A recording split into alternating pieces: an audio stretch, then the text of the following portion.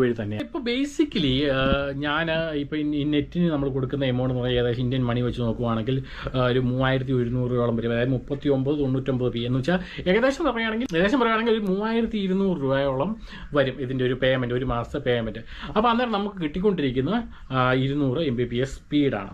പക്ഷേ ഇവരുടെ ഓഫർ ഞാൻ നോക്കിയപ്പോൾ എനിക്ക് ആ ഒരു എമൗണ്ടിന് തന്നെ നമുക്ക് കിട്ടുന്ന ഓഫർ എന്ന് പറഞ്ഞാൽ 1000 Mbps സ്പീഡാണ്. സത്യം പറഞ്ഞാൽ ഞാൻ ഞെട്ടിപ്പോയി. ഞാൻ നിങ്ങളെ കാണിച്ചു തരാം.